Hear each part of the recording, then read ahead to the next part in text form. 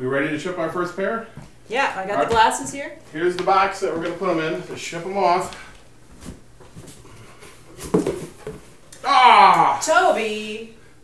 You were not a Kickstarter reward. Out. Toby. Out. Out. Well, this might be easier than shipping glasses. I know. We don't need any foam packing. Yeah. Here's the contents of the box. You get your glasses. You get a video interface box. You get a power supply for your tracking marker. You get a personalized letter from me and Rick. A quick start guide. Your cables. A little gift pack.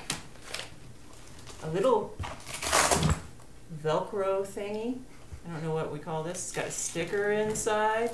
It's got a carabiner in there. Velcro's inside to hold all your little goodies. Some packing foam. And a carrying case. Carrying case. I had to get a cue from Rick. Carrying case. They're gonna be like, what's in the goodie pack? Why?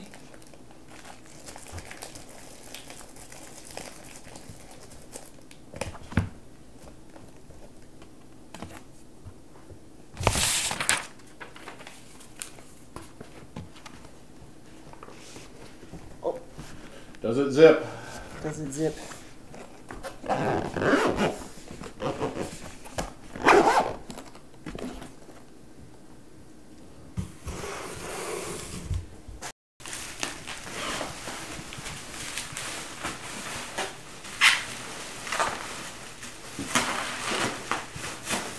That look good?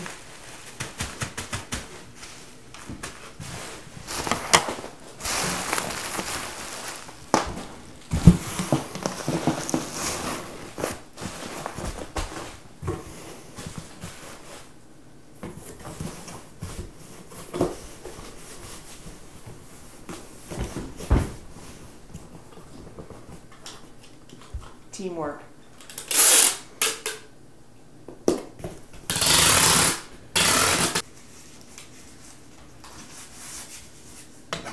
Another one.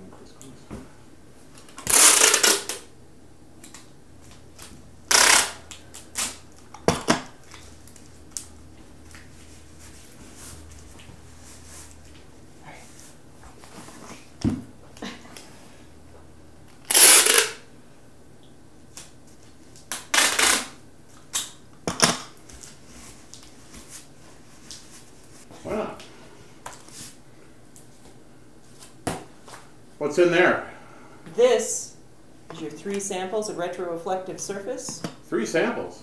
3. Why are we giving 3 samples? There's 3 samples, 3 different properties. We want to see which you guys like. Nice.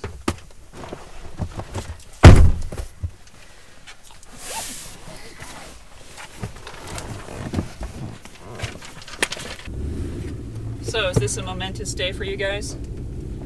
Oh yes, this has been a long, hard year getting to the point where we can ship out our first set of developer glasses. It's been like 2.5.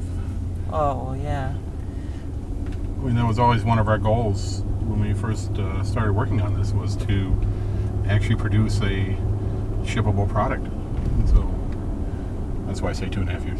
Yeah, it's true. The whole project's been going for, a very long time. But I guess it's been, almost a year today, getting to the first glasses. Yeah, there was Martin, just past one of folks working with us, walking alongside the road. Thought about hitting them, but don't need any more excuses why we're not shipping. Yeah. So yeah, we're leaving from my house, which is the technology central of Woodinville, Washington. Out in this neighborhood, there exists also houses and nothing else. No restaurants, no businesses, a few deer. Yeah, it's a little bit of a trek for our team to come out here. Some of the guys have been making over an hour trek or more from downtown Seattle. My commute's 10 seconds. Come on, there's other high-tech stuff around Woodinville. We do know a vinyl cutter company here. The vinyl cutter company. There's in the Seattle area. There's an optics. Oh yeah, Seattle Lens Photonics optics, is yep. on here. Um, Chirp, chirp, chirp. there's wine production places. Some good distilleries too. Yeah. Of course, we got Microsoft and Amazon and Google and maybe a little bit of Apple too. So, which way are we going? Are we going to Duval or are we going to Woodinville? I think Official. I think Woodinville is our only place for expedited shipping. All right. We got to go through construction. Construction, and that means we have to actually talk longer. So give people an idea of what it's been like for you in terms of your stress level over the last 2.5 years, particularly over this last year where everything's kind of ramped up. Go for it, Rick.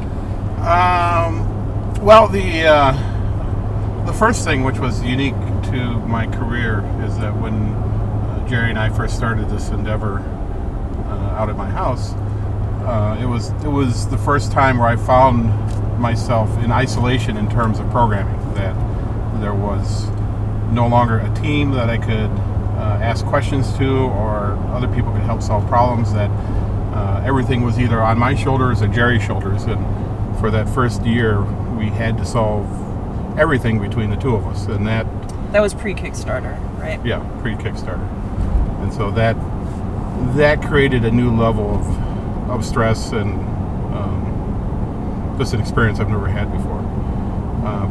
Post Kickstarter, the concept of, well, now that we have $1 million, what the heck do we do? And building, how do we build a business? How do we hire people? How do we actually come about and deliver a product? And so we've had a lot of success, a lot of growing pains. Not everything has worked out as perfectly as we would like, but at the same time, while we're a few months late, we've been able to ship and deliver something I think probably exceeded our original expectations for quality for this initial generation, and it will only continue to grow and improve upon. Yeah, for me it was particularly stressful post Kickstarter all this last year because a lot of people look at $1 million and they think, wow, that's a lot of money. But when you start to divide things down to how much is going to go to employees, how much is going to go to NRE, which is this money that you have to spend to get special tools made or optics ground, and actually we've had to work with just a small fraction of a budget that other teams would have much more in a big company. So it made things extremely scary. There were a lot of decisions that each of us were having to make, and the company kind of pivoted on some of these decisions, and it kept me up at night having to make these decisions to go down in a certain path. For instance, the cameras. That was about 8-9 weeks before we got our first prototype, and it was tremendous amounts of money that we had to spend on it, and we had no clue. Well, we had a clue it would work, but we had no guarantees that what our partner was designing for us was going to work. And there was just cases of that all over the place where we had to go on faith that the people we partnered with were going to deliver on what they delivered. Most of the time it happened. Sometimes it didn't. So then we had to scramble and fix it. And I think there's a lot of things we saw where, while we're building different parts and electronic circuits, it wasn't until a point where a lot of these could converge together that we could actually test it out to make sure our decisions were sound and actually see everything function. And that that can go on for 6 months before you actually are able to bring it alive and see it happening or not happening, and go from there. And that's a pretty good estimate of how long it took us to get to our first, limping along prototypes with all the real bits and pieces. And then you really get to find out, where you didn't quite get it right. For instance, we've been working on the video interface box for 3 months now, trying to resolve all the little issues in that, which if you would have asked me a year ago, oh, the video interface box that just has a USB connection and a video connection, would that be the biggest delay, it would have been like, oh no, that was simple. But of course, that's the thing that always gets you. Like you think something simple and you don't keep, tabs on what's going on with it, and then when you try to pull it all together, kablooey. And there's just interesting points of you're trying to figure out what's going on, and you think you have an understanding, and then there's kind of a little eureka moment of, oh, this is what's really happening. To give you an example, we were trying to get a monitor EDID, which is basically the glasses telling the video card what type of resolutions it can support. We had problems where it wouldn't work in this one spot and this other spot, and we all thought it was data that we're configuring inside of this, and we spent days and days and days debugging this and plugging it in different cards. And it was weeks. It was a lot of time for just one little teeny 128 byte file. But it wasn't until a few weeks later that we just all of a sudden discovered that plugging in into this particular sequences, it was a grounding.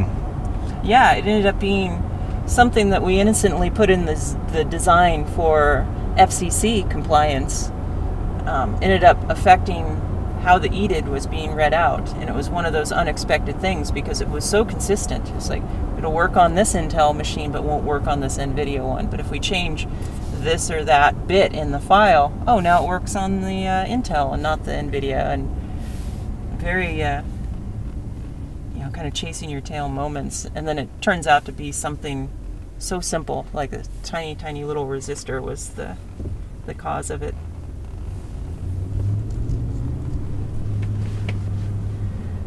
So given all of that, how are you guys feeling right now, taking this first set of glasses and shipping them off? Do you feel some relief? Do you feel some excitement? I think I'm nervous. I could only equate it to like sending your kid off to college. That we don't know if the kid's going to survive the journey down to our recipient, or if it's going to get if everything's going to work. We've done testing and all that kind of stuff, but this is our first time out in the real world, and it's our little guy leaving, and so I'll be relieved once it arrives and we know it works, and then we have more to do. Yeah, for me, I think in the last couple months, as the hardware finalized, I could sleep better at night. So there's a little bit of a transition in the company for me, where now it's software and SDK, and I personally dropped the glasses enough times. I feel that they're going to mechanically stay together and electrically stay together. But now there's all the work that the software folks are going to have to put into it. And for me, I'm excited that I get to work on the other peripherals that didn't get as much attention. So what types of things? Oh, for the peripherals? Yeah. Yeah, so we're working on prototypes of the wands and the VR clips right now. So, it's exciting to finally get working on that stuff. We know people are anxious to get a chance to try those. And with the glasses being done, that's kind of the foundation that all these other peripherals hang off of. Like before we had a way to plug the wand in, there wasn't, a lot that we could do to test it. So we've had bits and pieces of it sitting there, plastics and whatnot. But sole focus for months has been making the glasses robust. So I think one thing I would like to bring up is, like, I know the Kickstarter community in particular really wants to know the finer details of the hardware and our choices and various aspects of what's going on internally.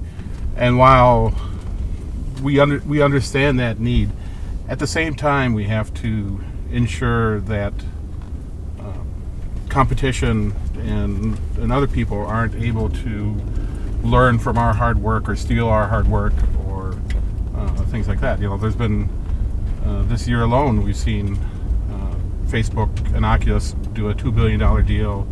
Another company just got $500 million.